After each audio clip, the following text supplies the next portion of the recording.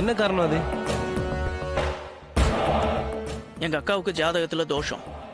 ரொம்ப வருஷமா கல்யாணம் ஆகல. கடைசியா ஒரு நல்ல வரன் கிடைச்சது. அவங்க கண்டிஷன் என்னன்னா, அவங்க வீட்டு பொண்ணை நான் கட்டிக்கிட்டாதான் எங்க அக்கா கல்யாணம் சொல்லிட்டாங்க. எப்படி இருந்தாலும் அக்காவை கட்டி கொடுக்கலன்னா என் கல்யாணத்தை பத்தி யோசிக்க முடியாது.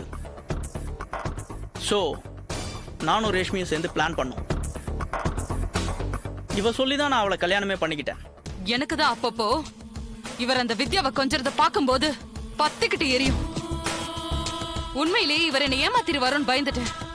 ஹேய், அன்னைக்கு நான் அந்த முண்டத்து மேல அவ்வளவு பாசத்தை காட்டலன்னா இன்னைக்கு இப்படி எல்லாரும் நம்புற மாதிரி அந்த சாவு அமைஞ்சிருக்குமா? சரி மச்சான், எப்போ எங்க தங்கச்சி ரேஷ்மிய நீங்க கல்யாணம் பண்ணிக்க போறீங்க? ஒரு 3 மாசம் கழிச்சு. அப்போ நாங்க 3 பேரும் ஸ்டேட்ஸ் கிளம்புறோம். நீங்க சொல்லும்போது நாங்க திரும்பி வரோம். டன். அப்புறம் ரேஷ், நான் சொன்ன அந்த மேட்டர் அண்ணன் கிட்ட சொல்லிட்டியா? அண்ணா, என்னம்மா? எங்க 2 பேர் கல்யாணம் முடிஞ்ச கையோட என்னோட ஷேர எனக்கு பிரிச்சு கொடுக்கணும்னு சொல்லியிருந்தேனே.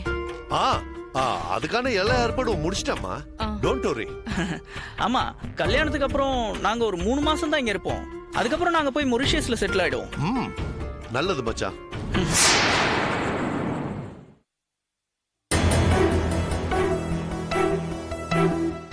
என்ன பண்ணணும்?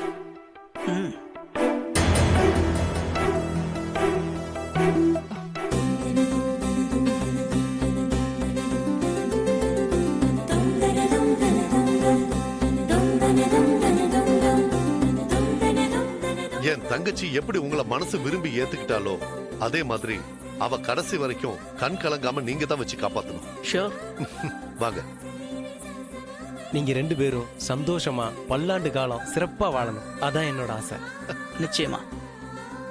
மா ரேஷ்மி, உதய் மாதிரி ஒரு நல்ல மனசுக்காரன் கூட என் தங்கச்சி வாழ கொடுத்து வைக்கல. உன்னையே என் தங்கச்சி மாதிரி நினைச்சு சொல்றமா. இவரை பத்திரமா பாத்துக்கமா. கண்டிப்பா. வித்யாவை உயிர்க்குயிரா விரும்பி கல்யாணம் பண்ணிக்கிட்டவன் மறுபடியும் ஒரு பொண்ணை மனசார ஏத்துக்குவானு ரொம்ப பயந்துட்டே இருந்தேன். நல்ல வேலையா என் தம்பிய காலேஜ் காலத்துல இருந்தே புரிஞ்சுக்கிட்ட நீ அவனை ஏத்துக்கிட்டதுல எனக்கு ரொம்ப சந்தோஷமா. தேங்க்ஸ். இன்னாருக்கு இன்னாருன்னு கடவுள் எழுதி வச்சிருக்காருன்னு சொல்லுவாங்க. என்ன பண்றது, உதயோட சேர்ந்து அதிர்ஷ்டத்தை அனுபவிக்கிற பாக்கியம் உனக்கு தாமா இருக்கு. சந்தோஷமா இருங்க. சார் யாருன்னு நீங்க சொல்லவே இல்லையே. சார் நம்ம பக்கத்து வீட்டுல இருக்காரு. இந்த வீட்டுல நடக்கிற எல்லா நல்லது கெட்டதுலயும் சாருக்கு பெரிய பங்கு இருக்கு. ரேஷ்மிக்கு வீட்டெல்லாம் சுத்தி காமிச்சிட்டு வந்துடுறேன். சரிப்பா, பா.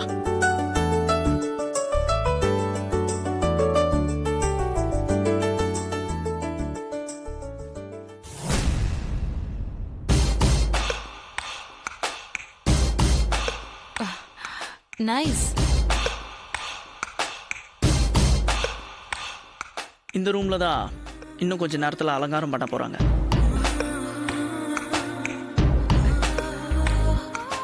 நம்மளோட ஃபர்ஸ்ட் நைட் இங்கதான் நடக்க போகுது. ஆமா, நம்ம மேல யாருக்கும் எந்த சந்தேகமும் வரல? வரல. ஆனாலும் நீ ரொம்ப பயப்படுறப்பா. ஹே, பயம்லாம் கிடையாது. ஆமா, அந்த பெருசு ஏதோ உன்கிட்ட கேட்டுச்சு, நம்ம 2 பேருக்குள்ள ஏற்கனவே பழக்கம் இருக்கான்னு கேட்டுச்சு. அப்படிதானே? ஆமாமா, நாம சிரிச்சு பேசிட்டு இருந்தோம்ல, அத பார்த்து அப்படி கேட்டாரு. இந்த மாதிரி தான் யாருக்கும் எந்த டவுட்டும் வந்துடக்கூடாது. ஓகேவா?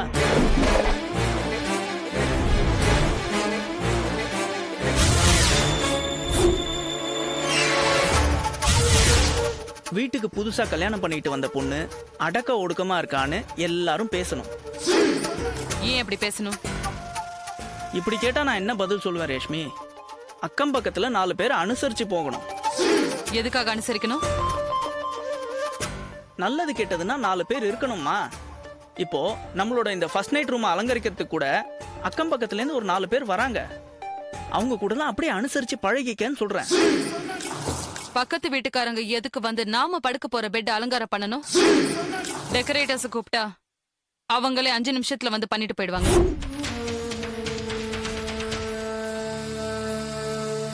இந்த மாதிரி அடுத்தவங்களுக்காக வாழ்ற மாதிரி நடிக்கிறத நீ எப்ப நிறுத்துறியோ அப்பதான் நீ உருப்படுவ. அக்கா லைஃப் நல்லா இருக்கணுங்கிறதுக்காக தான் அந்த வித்யாவை நான் கல்யாணம் பண்ணிக்கிட்டேன்னு சொன்னியே.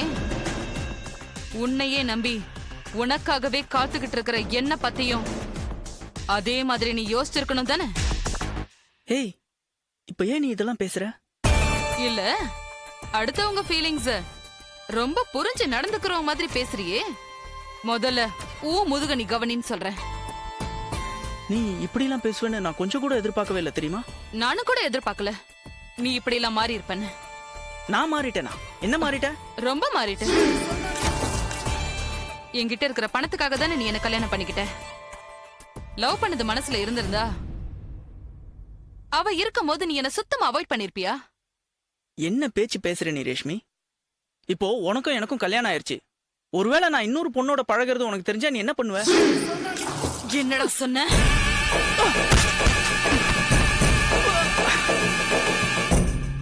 கொன்னுடுவேன். ரேஷ்மி, ஏய், அப்படியே மெரிச்சனா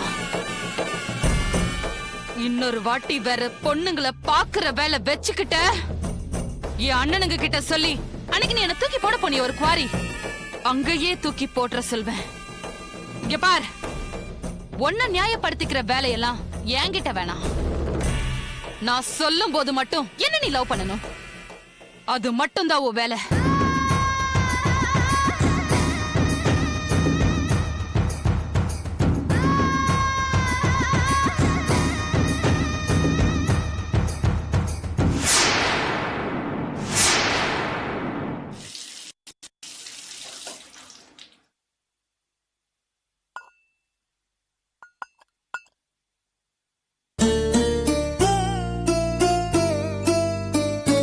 தம்பி, வாங்க மாமா. காஃபி கொஞ்சம் சாப்பிடுறீங்களா? இருங்க கொண்டு வரேன். பரவாயில்லப்பா. வித்யா இருந்த வரைக்கும் உங்களை ஒரு நாள் கூட நான் கிச்சன் பக்கமே பார்த்ததில்ல. இப்ப நீங்க கிச்சன்ல இருந்து வர்றதை பார்க்கும்போது இந்த வீட்டுல யாரோட ஆட்சின்னு ரொம்ப நல்லா புரியுது.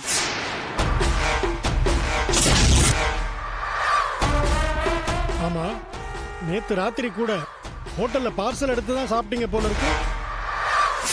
தம்பி, உங்க மேல ஆசை ஆசையா இருந்த பொண்ணு ஏதோ அல்பாயுஸ்ல போயிட்டா கூட அது மனசு உங்களே தான் சுத்தி சுத்தி வந்துட்டு இருக்கும். அதனால அப்பப்போ கொஞ்சம் பூ போடுங்க, 2 ஊதுபத்தி கொளுத்தி வைங்க. சரிங்க. வேண்டாம் தம்பி, என் வீட்ல என் மருமக நல்லா தான் காப்பி போடுவா. இருந்தாலும் மகாலட்சுமி மாதிரி இருக்கிற வித்யா கையில காஃபி வாங்கி குடிச்சாதான் என் மனசுக்கு திருப்தி. அதனாலதான் நான் வித்யா கையில தினம் காஃபி வாங்கி குடிச்சிட்டு இருந்தேன். எங்க வீட்டுல காஃபி சாப்பிட முடியாம இல்லை. வித்யா இல்லாத வீட்டுல எனக்கு எதுவும் இறங்கல தம்பி, வேண்டாம். Hey old man.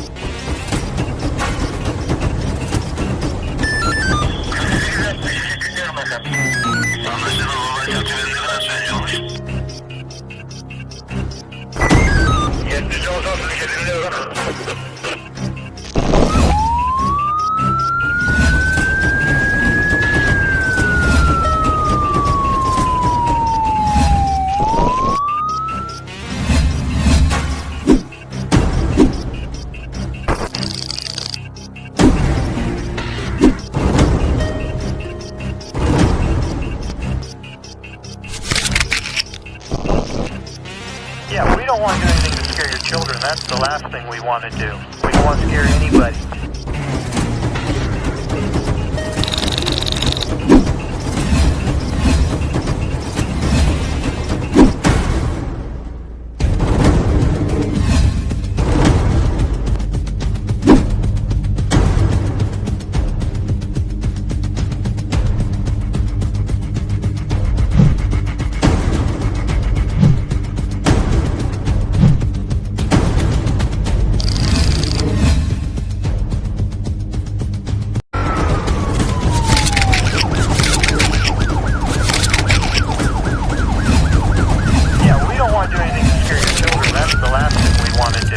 don't want to scare any.